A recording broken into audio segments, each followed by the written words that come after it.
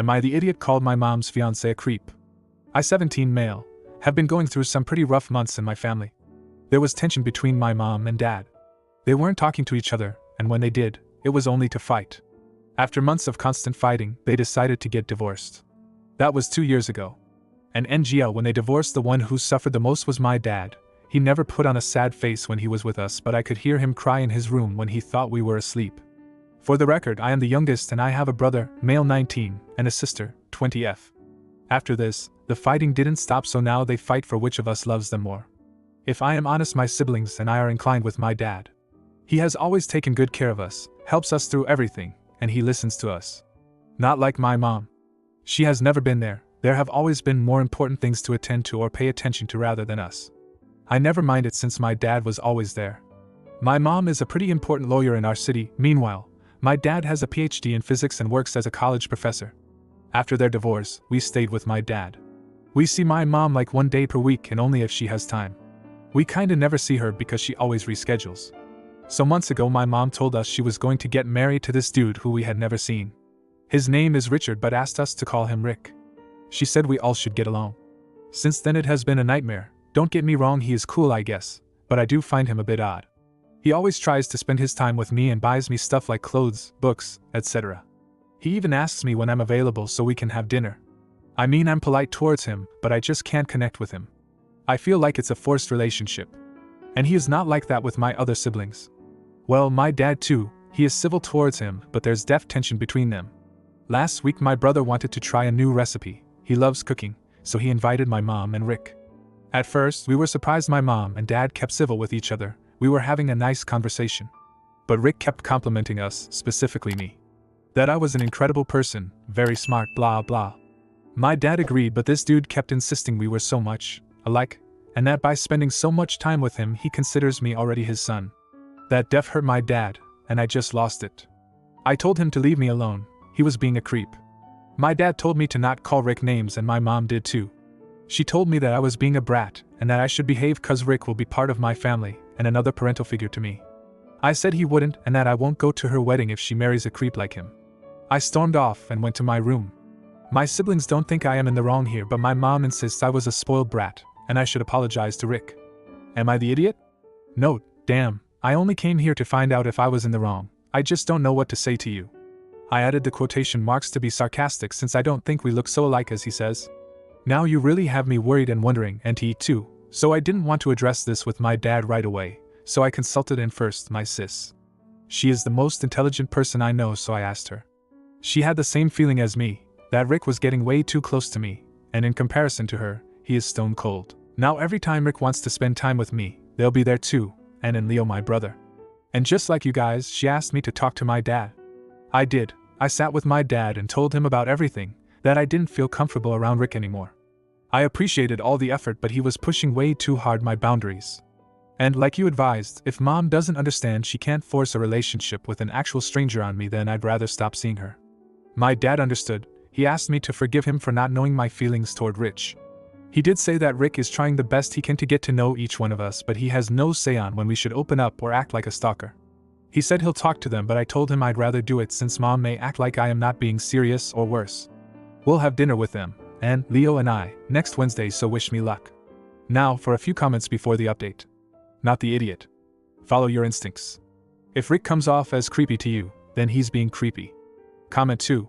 I'll probably be against everybody, but I'd say everyone sucks here or you're the idiot. Rick might be a little bit weird to you, but based on what you wrote, he doesn't seem like a bad guy. I do think what he said was weird, and I'm sure it's going to be uncomfortable for you and your dad. The thing is, you shouldn't have lashed out like that. You're still young even if you're almost an adult. In a legal sense, sure you are, but in an emotional and mental sense you still have a lot to learn. Now for the update. Hi, so this has been a wild week and I wanted to thank you for your comments and suggestions.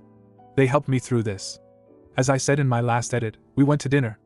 At first, everything was silent, but then in broke the ice by thanking my mom and Rick for spending time with us and that we should discuss important matters. I didn't know about this, but my mom has been awful to Ann and Leo this week. They addressed that if she wants us to be part of her life, then some changes should be made. After they established their points, it was my turn. I started by stating Rick's presence has been bothering me since day one.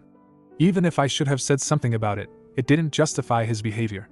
I appreciate the effort, but he has crossed my boundaries, and even if I am willing to have a relationship as friends with him, I not offer that option anymore if he continues this way. Also, I'll soon be an adult, so I don't need a parental figure. I already have one. Then pointed out that my mom was allowing this kind of behavior, and it is wrong. If she is not willing to act as a parent and understand my feelings, not only mine but my siblings too, then we'd rather cut our losses. My mom tried to justify her actions. Rick told her to shut up and listen to us. She stormed out of the restaurant, but he stayed. He looked sad and apologized for all this. He didn't mean for this to happen. He asked Anne and Leo if they could give us some space so he and I could talk. Leo grabbed me, but Anne gave him a look, so he let go of me and went to a closed table. Rick apologized again, saying he is not like that and the feeling he might not connect with me took out the best on him. Then told me he is my bio dad. My mom was supposed to tell me today, but she cowardly left. He doesn't expect me to accept him in my life, but if ever want to know him or need anything, he'll always be there. When we came back home, I asked my dad. He hugged me and told me everything he knew about it. The thing is, they don't know. The reason my parents divorced was because my mom cheated on him, and after she broke up with Rick, she was pregnant with me. My dad suspected it but never confirmed it. When they divorced, my mom out of rage told him I wasn't his son. Then Rick contacted him to talk about it. He told me, however, I feel it's okay. I shouldn't feel pressure to act in a certain way. If I want to get tested, he'll help me, and no matter what that paper says, his love for me won't change. I'll always be his son. I'm not sure how to feel, but I asked Rick to give me space so I could think about all of this. Also asked my dad if we could just simply be out of our mom's life. I don't want to be involved with her, and neither my siblings. If I am honest, I don't know if I ever want to get tested or at the least allow Rick to be part of my life. But I feel grateful for the family I have, and all the support and love my dad and siblings have given to me. Edit. I wish I had answers for your questions related to the reason for my existence. As I said, I haven't talked to Rick since that night, and I guess I didn't have the courage to ask. This whole thing has drained me, and I am not sure if I even want to know. Guess that'll only make things worse, the perception I have of my mom, as if it wasn't as bad as it is now, and also in terms of Rick. If she lied to him or not, or why he neglected me for years. For the moment, I don't want to know. I don't think it will add something meaningful to me. So I guess I'd leave it like that for now. One thing I may be doing is getting tested, to have a complete medical record. Comment 1. Not the idiot, and glad you have more info. Sounds like Rick might be okay, just a bit awkward, a bit trying to make up for things. Maybe it would be worth giving him a chance. That's up to you. Really, this sounds like a mess your mom created and sustained. Understand why you want to be away from her. It is possible that Rick has mixed feelings about your mom and that he might want a relationship with you more than with her. Hard to tell. Anyway, it's your choice how to approach all this. Take your time. This will take time. Comment 2. You don't owe your mother or Rick anything. She hasn't been acting like a mother, and Rick, even if he donated a sperm cell, has never been your father. You have a father. Don't try to have a relationship with your mother and Rick unless and until you are ready. You owe them nothing. Now, for the next story. Am I the idiot for telling my friend's girlfriend that I am not her friend? My, female 19, friend Jake, male 20, have been friends since my freshman year of college. When the fall semester started, he told me that he got a girlfriend. I was excited for him and asked who the lucky girl was. He told me her name was Catherine and showed me a picture of her. I instantly recognized her as my middle school bully. A couple of things she did to me was made fun of my physical features such as my hair and skin tone. I'm black. Told me several times and in front of others that I'm too ugly for anyone to like. Spread around the rumor that I was pregnant, resulting in me losing several friends afterward. Jake would sometimes bring Catherine when we were playing games in the basement of the library. She seemed like she has changed for the better since middle school, but I just couldn't bring myself to be around her. We would have small talk here and there, but I just avoided her because I didn't want to interact with her too much. I told Jake that Catherine seemed nice, but I wasn't vibing with her. He was a little sad since he wanted us to be friends, but he understood. Here is where I might be the idiot. I'm on winter break, so I decided to go to the mall. I bumped into Catherine and Jake there. They were with 2 other people. Jake saw me and waved for me to come over. He introduced them as his siblings and told me that they were with Catherine to hang out. Before I could introduce myself, Catherine told them my name and stated that I was the friend she was talking about. I immediately said, "No, we are not friends." Jake's siblings looked at me with a surprised look.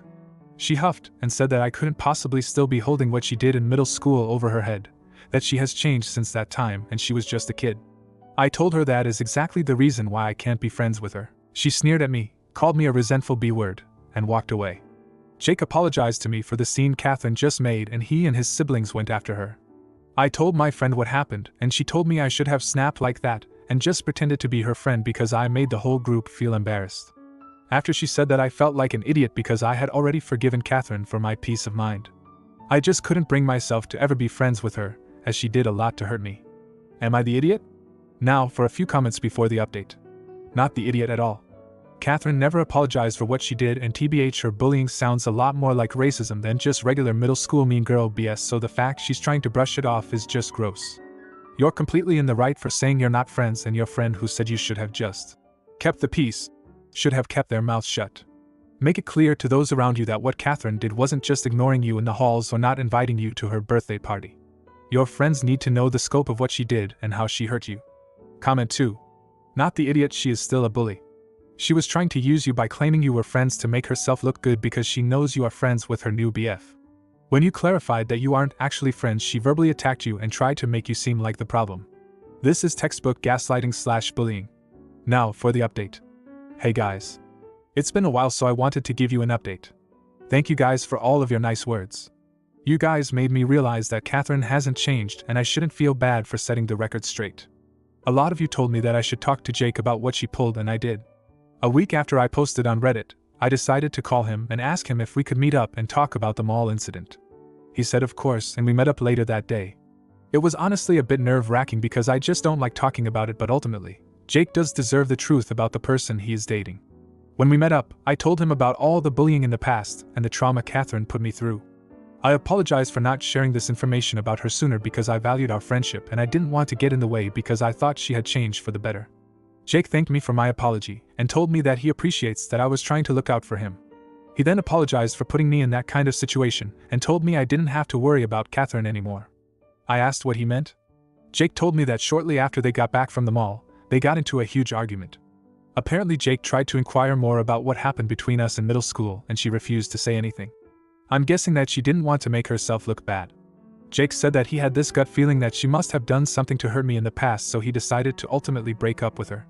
She broke into tears and asked why, and he told her that he couldn't be with someone who lies about things like friendship. He also finds her reaction to my honesty to be disrespectful, and if she was going to act like that if someone exposes her lies, he wasn't going to be the one to put up with it. Jake took her home and he told me she was going from being passive-aggressive and whiny to ugly sobbing. It was a mess. As soon as Jake got home, he blocked her and hasn't heard or seen her since, which is good. After we finished talking about Catherine, we decided to get some ice cream and talk about games instead. As for her, I haven't seen Catherine on campus since. Have no idea what happened to her, but I kinda hope it stays like that. I truly hope she does become better, it just won't be at my expense. Comment 1. That's a great friend you have on your hands. A lot of people would throw their friends away for their partner, no matter what they did. I'm glad he stood up for you, and he wins too cause he got rid of someone who tries to bury their past through lies instead of atoning for it. Comment 2. Go Jake for being a great friend, and good on you for being upfront about what happened to him. Glad everything worked out for you, OP. If you like this video, you'll probably like these too. Also, while you're here, please consider subscribing. It's your support that keeps this channel alive and allows me to make better and longer videos. Have a great day.